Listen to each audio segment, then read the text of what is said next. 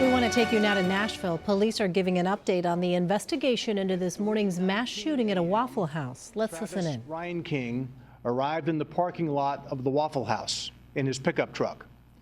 Reinking sat inside the pickup truck for 3.5 to 4 minutes just looking at people inside the restaurant.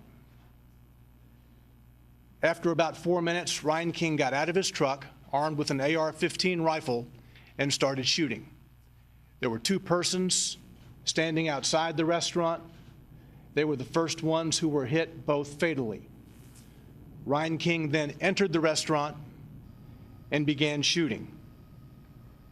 As he was shooting, a patron of the restaurant, James Shaw Jr., ran to the restroom area of the Waffle House, saw that the shooting had stopped, and saw an opportunity to intervene. Mr. Shaw wrestled the rifle away from Reinking and tossed it into another part of the restaurant to end the gunfire, Mr. Shaw saving, obviously, many lives in his heroic action. Reinking entered the restaurant and got out of the truck nude except for a green jacket.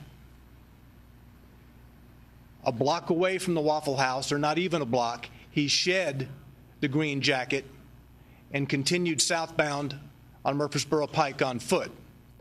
When we recovered that green jacket, there were 2 magazines containing AR-15 ammunition. He clearly came armed with a lot of firepower, intending to devastate the South Nashville area.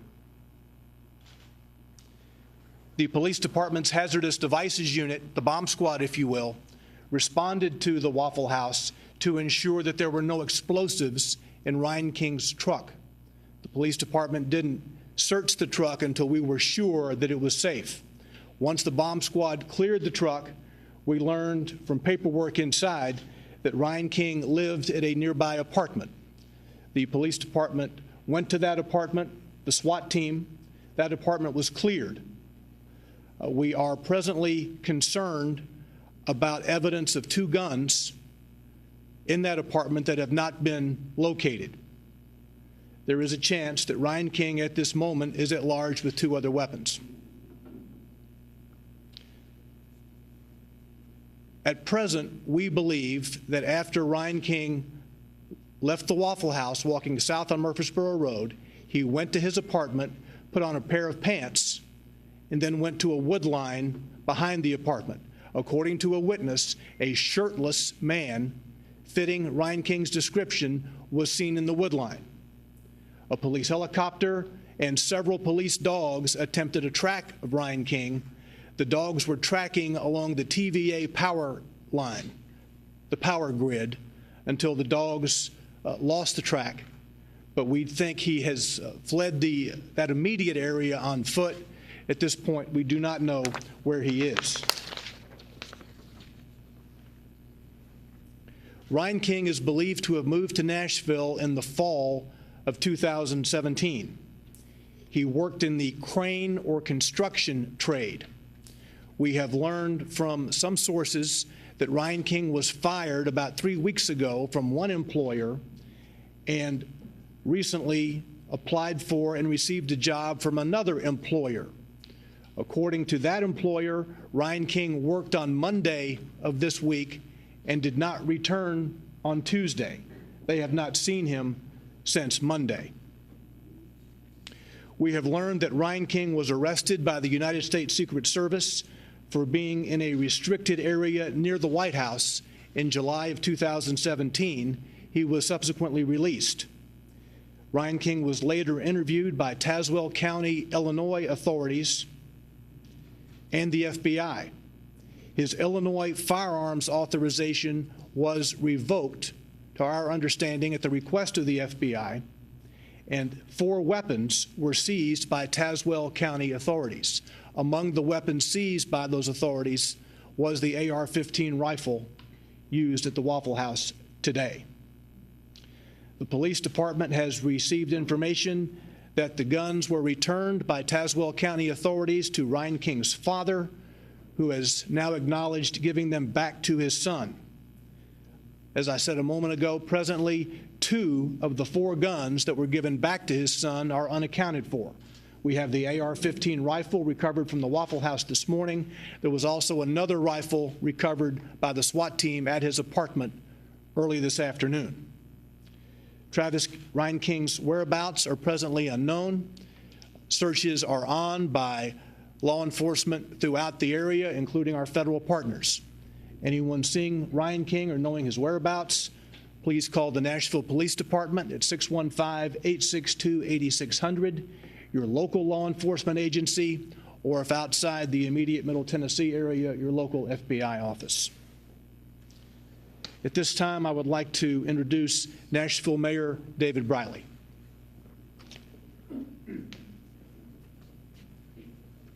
Thank you, Don. This morning, our city woke up to tragic news. The fragility of life was brought home to us all by the death of 4 innocent Nashvillians.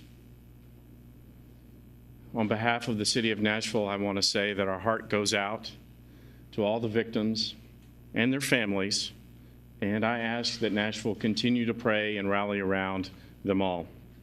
Thanks go out to our first responders who have been working diligently since early this morning. I know that the Metro Police Department continues to work diligently to find this shooter and to apprehend him. Also this morning, I met and visited with Nashville's newest hero, James Shaw, Jr.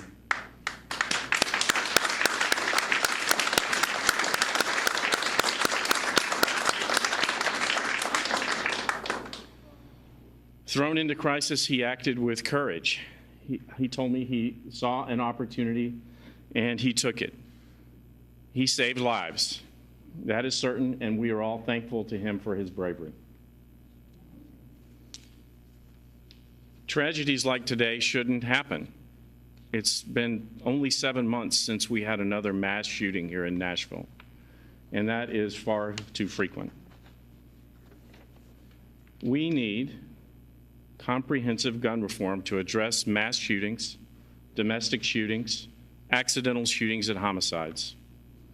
If we can all just come together for this and for the greater good, we can take these weapons of war off the streets of our country.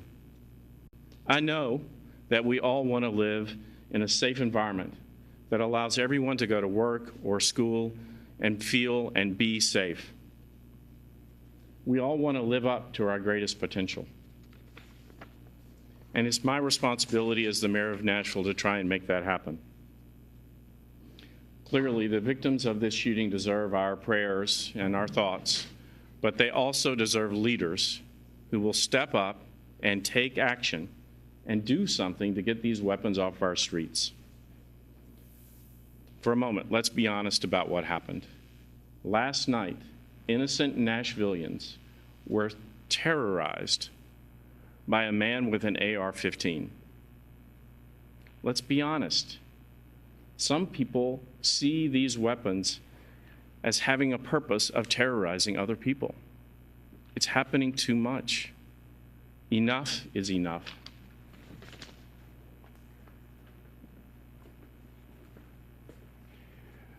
We asked James Shaw to visit with you today. Mr. Shaw, since the shooting, has been to church at Jefferson Street, and he agreed to speak with you. What James is going to do is just tell you from his perspective, from his eyes, what he saw and what he did. And then after James speaks, there'll be other speakers, and at the end, we'll save the end for questions. James, come on up.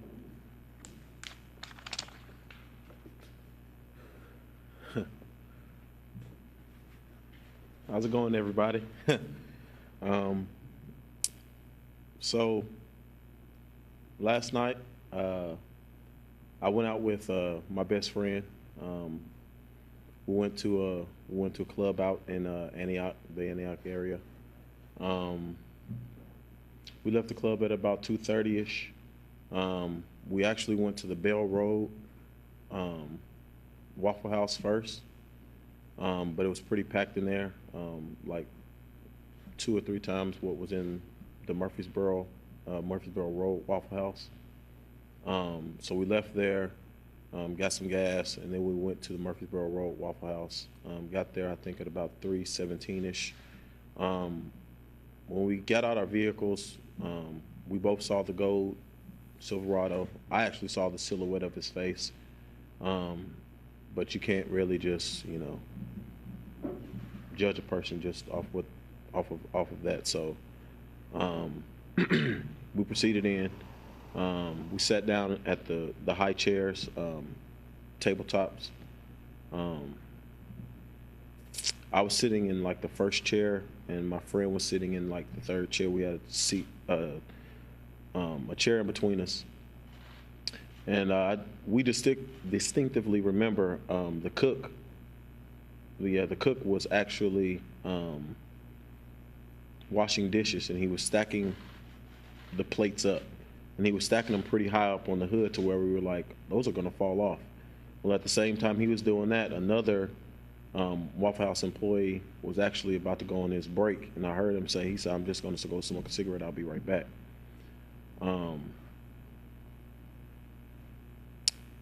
So when we first heard what I know now is the gunshot, we thought it was plates crashing, because we had pretty much made that up in our minds that it was the plates were going to fall.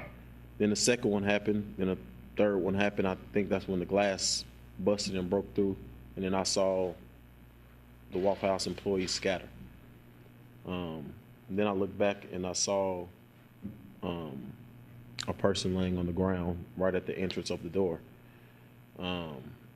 So then I jumped pretty much and slid from the tabletop to the entrance of the door. And I think he let off some shots through the glass, and then he proceeded to come in. And then when he proceeded to come in, I actually went behind this like a push door, swivel door, and he shot through that door, I'm pretty sure, and I'm pretty sure he grazed my arm. And it was at that time that I kind of made up my mind, because there's no way to lock that door, that if it was going to come down to it, he was going to have to work to kill me. So at the time that he was either reloading or the gun jammed or whatever happened is when I ran through the swivel door. I hit him with the swivel door, and then the gun was kind of jammed up and it was pushed down, so we were scuffling. And I managed to get him with one hand on the gun, and then I grabbed it from him and I threw it over the countertop. And then after that, I was trying to get out the door, and I think he was pretty much in the entranceway, so I just took him out with me, out of the entrance and all the way outside. And then I proceeded to run around, and he had like a walk, trot, pace type of jog that he was doing, trying to get away, and that's kind of what happened.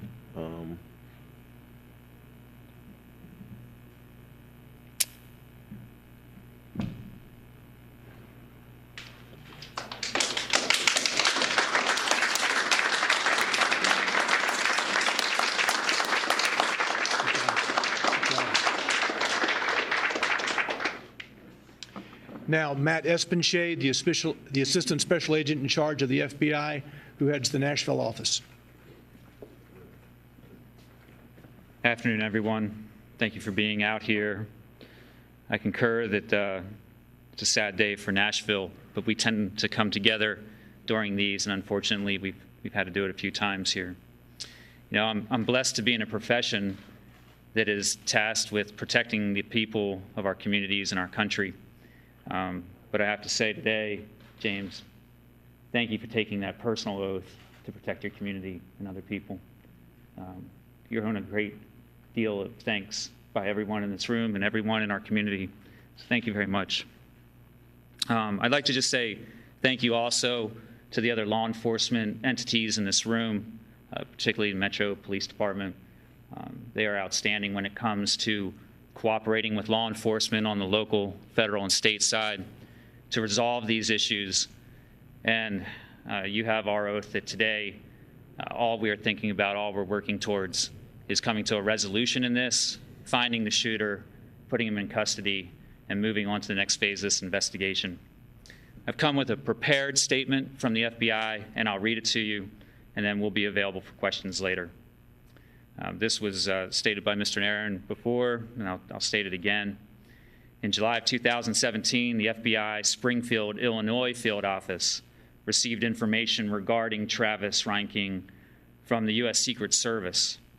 In coordination with the Secret Service and state and local law enforcement, the FBI took investigative steps to include database reviews and interviews. Coordinated action was taken with the Illinois State Police to revoke Mr. Reinking's firearm owner's identification card and the Tazewell County Sheriff's Office to then remove firearms from his possession. After conducting all appropriate investigation, the FBI closed its assessment of Mr. Reinking in October of 2017. I feel confident that the FBI took the appropriate steps and did everything within our federal jurisdiction that we could at the time. So thank you for your time.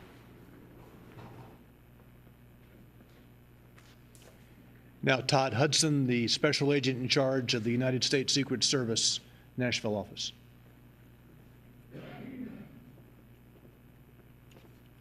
Good afternoon. Todd Hudson, special agent in charge with the Secret Service Nashville field office. Just like to echo the sentiments that have been stated already. Like my counterpart at the FBI, I have a prepared statement from Secret Service headquarters. Jeffrey Reinking has been identified by the Metro Nashville Police Department as the suspect in the shooting that occurred today in Antioch. Reinking became a record of the Secret Service following a July 7, 2017 arrest by the Secret Service Uniform Division. Officer Reinking was charged with unlawful entry after crossing an exterior security barrier near the White House complex.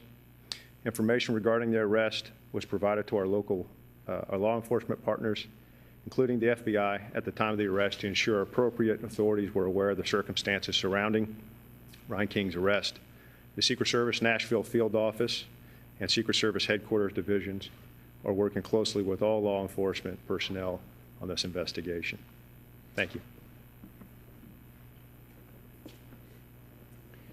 And now Marcus Watson, the special agent in charge of ATF for the Tennessee and Alabama jurisdiction. Good afternoon. Sadly, this morning, my agents responded to assist our local partners in this investigation.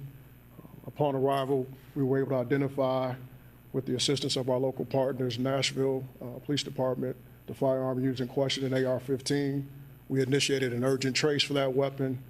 We've identified when that weapon was illegally purchased in 2011 in Illinois. We provided that information to the investigation. We stand with our local and federal partners in this investigation. I've directed all of my resources available, including K9, our Crime Gun Intelligence Center, to support and offer all resources available to us, to our partners, to make sure that the suspect is found swiftly, and he has his day in court. Thank you.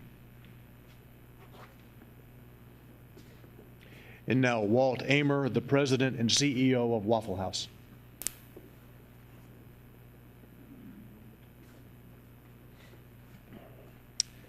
Good afternoon. I'm here to express our condolences to the victims and their families. It is a very sad day indeed for our Waffle House family of associates and customers who are impacted by this tragedy today. All of our attention right now is focused on the victims and their families and our associates who were working that night and others who are affected and knew the people who were working that night. And we're here to support them in any way we possibly can. I personally want to thank Mr. Shaw. You don't get to meet too many heroes in life, Mr. Shaw, but you are a hero. You're my hero. You saved people's lives, and I talked to some of those people you saved today, and they will think of you for the rest of their days, as will I, and we are forever in your debt. and grateful for the courage that you displayed taking care of your fellow man. And so I thank you. I also want to thank Mayor Briley, Chief Anderson, and the brave men and women of the Metro Police Department who are working tirelessly out there at that scene today and searching for this man. And we will do anything we can to help and support your efforts in that regard. Thank you. Chief Anderson will now take your questions.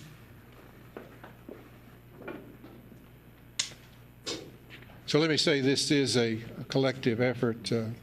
Metropolitan Nashville Police Department, Secret Service, FBI, ATF, and also our partners at the Tennessee Department of Safety and Homeland Security. The search continues for Mr. Reinking, and that search will continue until he's apprehended. And so collectively, we'll take any questions that you might have.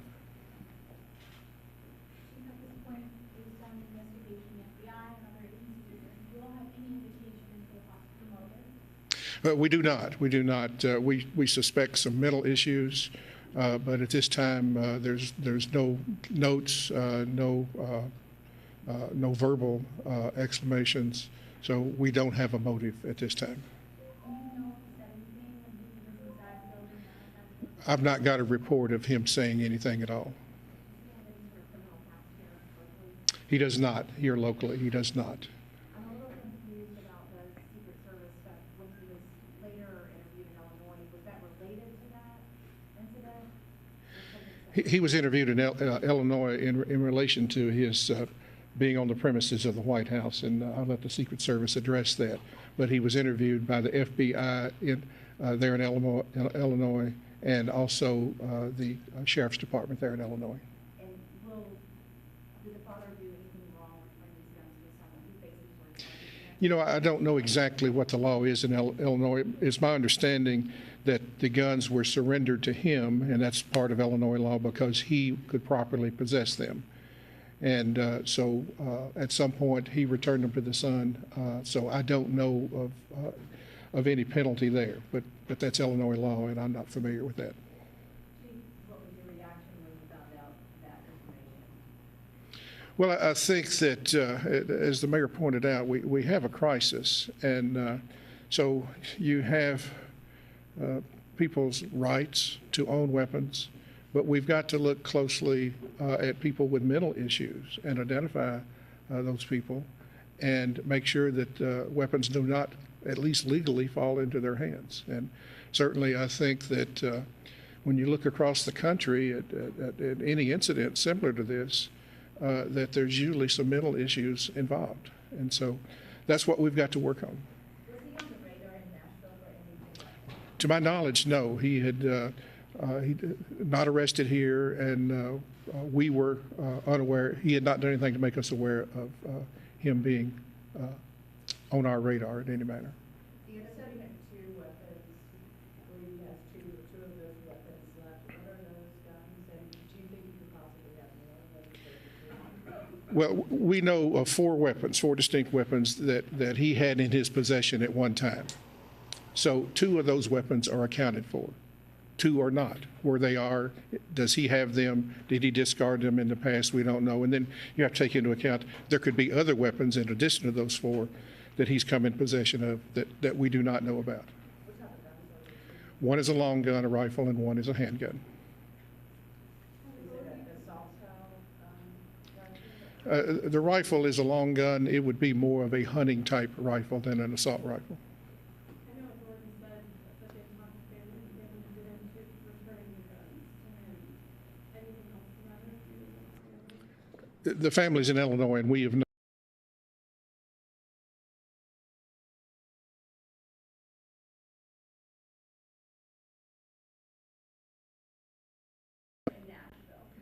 To my knowledge, no, that we were not aware of him. He had not created any incident that brought him to our attention. Steve, I have a question for you. Yes, sir. Not a reporter, but I am a concerned father. That's my son right there. I would like to know, does this man have the ability to find out where my son is? Is he still on the run? Well, You know, I think in this day and age, when you have the internet at our disposal, there's always that possibility. So we'll work with you, take any precautions. But that's the danger of our society in this day and time. The internet, social media is a valuable tool that everybody uses, but on the other hand, it invades the privacy of most all of us.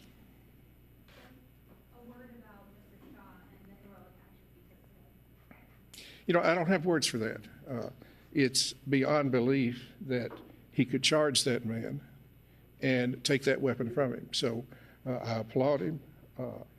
It was a very brave thing to do. And as you heard, he saved lives. So I don't really have words to describe that. It's beyond anything that I could say. How concerned are you that this man was able to slip through the cracks? He's been on the radar of the FBI. He has had previous encounters with police. How concerned are you about that? Well, you know, it is somewhat concerning. You know, you balance the right of people to have their privacy. But on the other hand, there needs to be a coordinated effort, especially in terms of mental health issues, to ensure that weapons do not fall into their hands, at least lawfully. And lawfully, these weapons were not in his hands lawfully. They were not. They were not. And let me qualify that. They would not have been lawfully in his hands in Illinois. Now, possessing them in Tennessee, I don't know that he would have violated any Tennessee law. Of the victims here, we see one's an employee, one's a patron. Can you tell us about the other two? They were employees? Patrons, yes. So one employee. One employee. Anything you could say about the people that were murdered there? Did you see any sort of tie or reason why they might have been targeted or anything like that? No, we don't have anything that connects any of the victims except they're being in that location to have a meal, and of course the employee that was working there. Can we get some clarity on that? Whether it would have been illegal if he had these weapons in Illinois, but if he was within his right to have those weapons in Tennessee? Well, again, I'm speaking about Illinois law, which I'm not familiar with. But apparently, the sheriff seized those guns. So apparently, he could not lawfully possess them in Illinois. Apparently, in Illinois, you have to have a license, so to speak, to possess guns. His was revoked. But under Illinois law, as it has been explained to me, those guns can be released to a family member or other person that does have that proper license. So that was done. And then somewhere between the time they were released and today, the son obtained possession of those weapons. I don't know of any law in Tennessee that he would have violated. Now, again, I have not researched that, but I'm not aware of anything that would have precluded him possessing those weapons. So, do you know why the guns were seized in the first place? Was it as a result of what happened outside the White House, or did that have made him ineligible for guns? My understanding is, as he was interviewed by the FBI and the Secret Service concerning the incident at the White House, authorities in Illinois revoked his license to possess guns. So that's the reason they were taking. That's my understanding. Did Travis live in this apartment by himself, and I know you all have recovered 2 guns at least, concerned of the other 2 out there, but did you find anything sort of threat or anything in your investigation so far that was apparent there at the apartment? And again, he was alone. It appears that he lived alone. It was a 1-bedroom apartment, and we checked that I was concerned there could be a roommate, but it appears he lived alone. At the time I left the scene, the SWAT team had cleared the apartment. That was a lengthy process, using robots and so forth as a precaution, and making sure that there were no explosives or other matter. And then our investigators were going in to thoroughly search the apartment. So we may know more when we find out other details that we do not know now. At the time I left, only the SWAT team had been in there and secured everything. What are you telling residents tonight about their safety, and how far could this man have gotten by now? Well, he's on foot, so unless he's been picked up by a car, unless other means of transportation, he would be fairly close. And of course, it's raining. The last account we had, he's barefoot, no shirt. But residents, we're telling everybody to be very cautious. We don't want to alarm people, but certainly everybody should take precaution. And at this time, we're going to do a house-to-house, just a welfare check on everyone, because it could be that he's in an unoccupied house. It could be that he's in an occupied house. It could be that he's hiding in the woods. We just don't know. Our SWAT team and others are doing a perimeter search and a grid search of that area. It's apartment complexes, private residence, and large areas wooded. So it's going to be a lengthy process. But we want everybody to be concerned. Neighbors should check on each other. How fearful are you that he could murder again? Well, I think he's murdered 4 times with no apparent reason and no apparent motive. So we're very concerned. What do you say to those civilians? This is the second mass shooting in the Antioch area in a short period of time. What do you say to them? Well, it's a second shooting in Nashville. I wouldn't say that there's any connection to the locality, but I think across the nation we're seeing it more and more. So whether this is a turn in our society, whatever's happening is certainly not the country that we're built on. So it is very concerning that persons take their mental issues and exhibit them in this manner, and that maybe we as a society aren't stepping in, maybe not striking that proper balance between people's right to be free and private and people's need to be some way accounted for with mental illness. Chief, to clarify, are your officers just going to do door-to-door in the apartment complex or other homes in the area? We're making an effort, all homes in that community. Both to ensure that the residents are okay and to see if he is hiding there? Both, yes. We want to make sure the residents are okay. Alert anybody that has not already been alerted by the media. We want everybody to be aware. We want neighbors checking on each other and finding out if anybody has seen anything. I'm sorry. I have no reason. We don't know of any associate that's involved in this. So he's shirtless, he's barefoot. So outside of getting some other transportation some way, which seems unlikely, we think he's probably there. We're not ruling out that he could go out of the area, but there's not a viable means that we're aware of that could have happened. Yes, ma'am. When you talk about going door-to-door in the community, are you talking about the apartment complex? The apartment complex and all the residents in that community. And you guys, I'm assuming, will not stop. You talk about how your efforts will continue. Our efforts will continue until he's apprehended. We want to make sure the community is safe. So yes, whatever time it takes, our people will be in place. And let me say that Commissioner Perkey contacted me earlier today and gave us all the resources that we need from the Department of Safety and Homeland Security. Authorities there in Nashville laying out the details of what they know so far in this investigation into a mass shooting at a Waffle House near Nashville, Tennessee. Authorities are still searching for the suspect, Travis Reinking, and they say they're concerned that he may be armed with 2 guns they have not been able to locate. Also, we know that the suspect was arrested last year by Secret Service for being in a restricted area near the White House, that his guns were taken away as a result of that arrest, but then apparently returned to the suspect by the suspect's father. We know from authorities that they believe he went to that Waffle House armed with an AR-15 and clips of ammo with the intent of harming a great number of people. In the process of carrying out the attack, according to authorities, he exited his pickup truck at that Waffle House in the early hours Sunday morning, struck down 2 people who were standing outside, and then proceeded inside the restaurant where he began firing. It was at that point that he encountered a person authorities are calling a hero, James Shaw, who was inside that Waffle House as a customer. Shaw told us that he thought at first the sound of gunfire was dishes, plates crashing, but then he saw a person lying on the ground, realized what happened, and it was at that point that the suspect, authorities say, entered that restaurant and a confrontation happened. James Shaw saying that he went behind a swivel door to try and get some cover. The suspect, he said, shot through that door And then Shaw said, I pretty much made up my mind that essentially he would need to confront this suspect. He ran through the swivel door, hit the suspect with it, he said, wrestled away that AR-15, and the suspect took off. The CEO of Waffle House said to Shaw, you are a hero. You are my hero. And of those people whose lives he saved at the restaurant, he said, they will think about you for the rest of their days. We're going to continue to monitor this story and bring you the latest as news warrants. Right now, we'll take a quick break. More news after this. You're streaming CBSN.